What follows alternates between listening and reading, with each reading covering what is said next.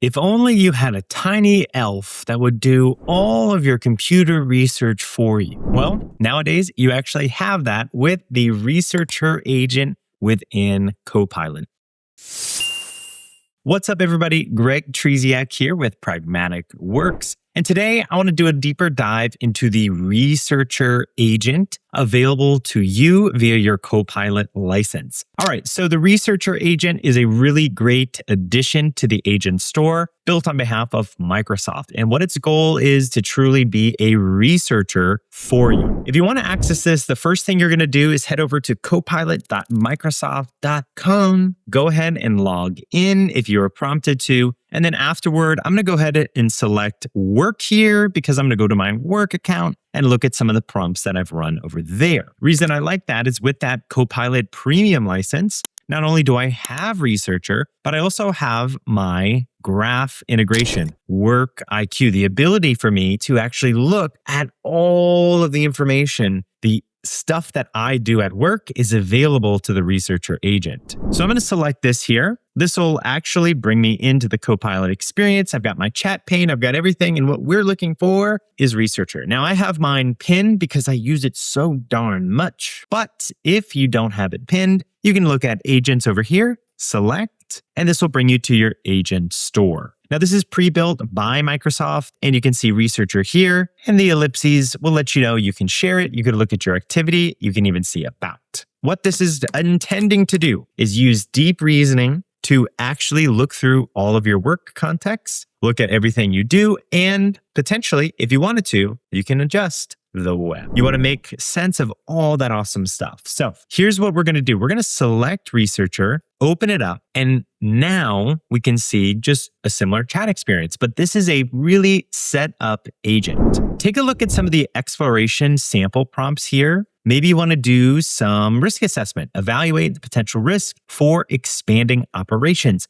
crisis management, make a plan, research a topic, optimize, be sustainable, investment research, analyze, planning. All this is available. And when you select on any of these kind of determined prompts, let's say I did investigate an accident, talk about a mega prompt. All right. So you don't have to go and write that. You can actually get all this here and adjust it to match whatever you need. Maybe there was a incident at work. You have the actual incident report. You could very simply add that in under the plus sign, add your work content, attach a cloud file, and have the same prompt run across that report. Maybe you have testimony from the employees. The forklift was over there and then all of a sudden it was over here. Those types of things you can bring up and you can change. You'll also see down below here sources. If you select sources, this is going to let you choose what Researcher has access to. You see web, M365. You actually can adjust that. If you don't want it looking at SharePoint, get rid of it. Emails, meetings, you can have it look at all of this stuff. Power BI, other agents, particularly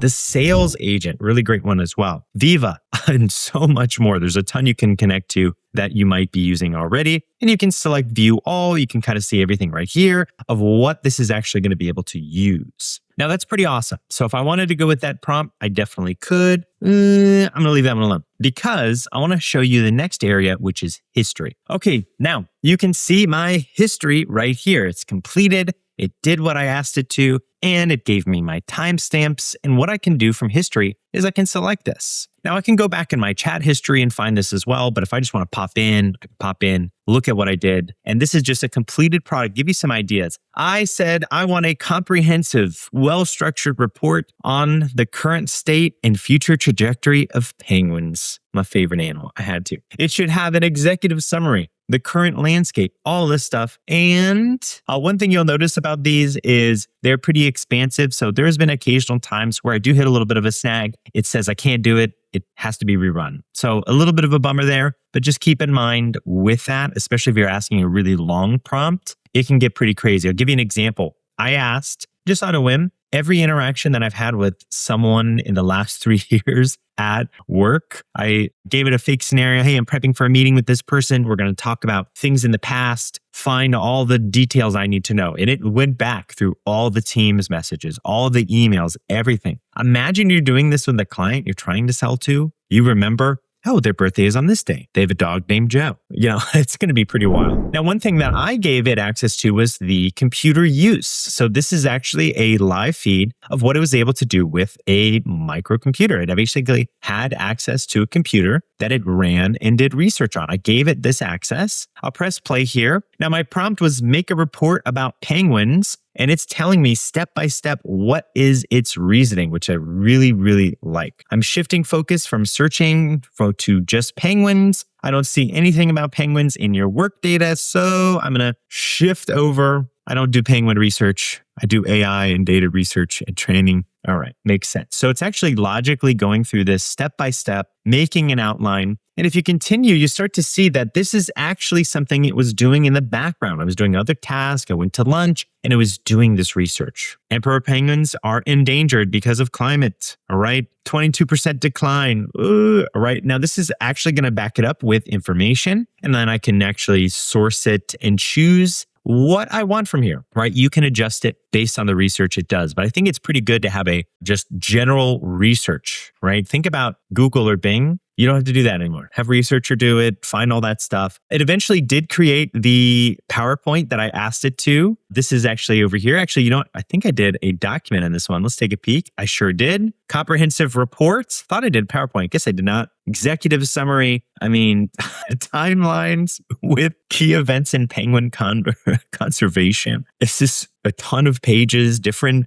varieties, different species of penguins, data with tons of different sourcing all throughout this, where to find these things. Look at all these different posts right here, where it found all this stuff. Now, of course, you could make a requirement being peer-reviewed research or only scientific research, not just general websites. Honestly, though, the product that it creates is mind-blowing. I absolutely love it. So that is the main idea. I can convert this from here and I can work with it. If you were doing other things, it's super great. You can find awesome research. Now, just as an example, let's say I go to Researcher and I'm going to change up my portfolio. Let's see how well it can analyze maybe a stock here. Let's do investment research. Investment researcher on Costco stock. My favorite. Saturday morning, me eating up those samples. Maybe I'll grab a chicken bake if I'm feeling spicy. Let me just play this right here. Now, the moment you start sending out this prompt, Researcher is going to start firing up and it's going to get to work. It may, however, ask you some questions before it dives in. This is really good to kind of make sure it's doing exactly what you want. I see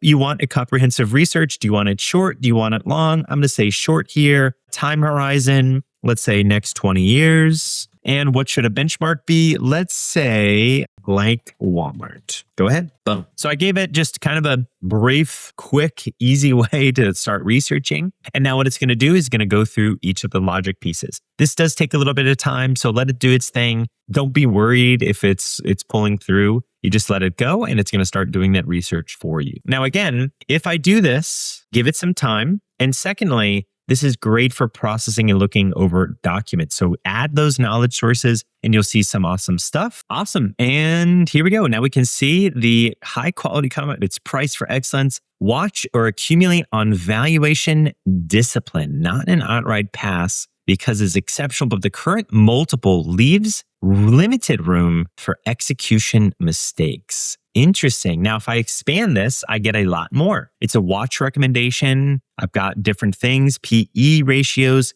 Let's take a peek here. 46. Let's look at the Costco PE ratio. Is it right? Boom. All right. That is awesome. 46.46. And it looks like it nailed that here. Awesome. About 46. Kirkland, core investment, leadership. Here's the CFO. Here's these people. Business model, membership is the big driver. It carries less than 4,000 active SKUs. I did not know that. That's super cool. Awesome. I love it. Okay, maybe I need to buy it on a dip. That's kind of the impression I'm getting. Let's see. If 30 forward EPS attractive. Oh, this is awesome. I love it. I absolutely love it. What is my entry price going to be? We will see. Okay, now that is really cool. That is really awesome. But what about some of the things to look out for? I'm going to go to Microsoft Learn and we're going to hear right from Microsoft here. What we want to do is take a peek at a couple of restrictions, a couple things to look at. All right. First things first, one question you might have is, can I pick the model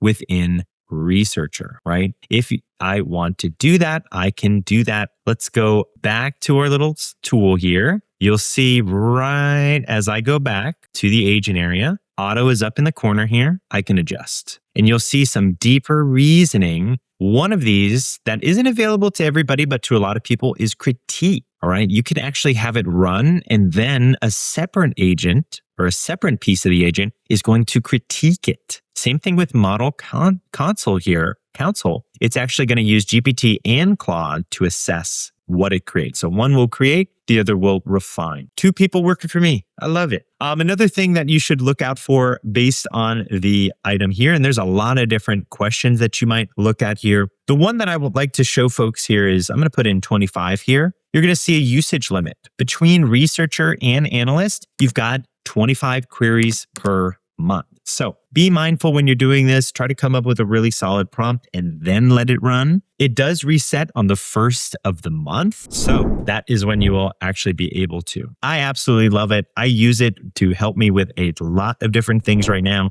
especially topics I need to do advanced research on. I hope you enjoy the Researcher agent. If you want me to help you and your team learn about all these different tips and tricks, why not take a look at our on-demand learning? We have classes just like this. We even can do them live, virtually or in person for your team. I'd love to do that. But if you just want to check out the on-demand learning, use the code below, Greg40, for 40% off of your on-demand learning license. And check out YouTube for more tips and tricks all about the AI space. This has been Greg Trzeciak with Pragmatic Works. Stay pragmatic.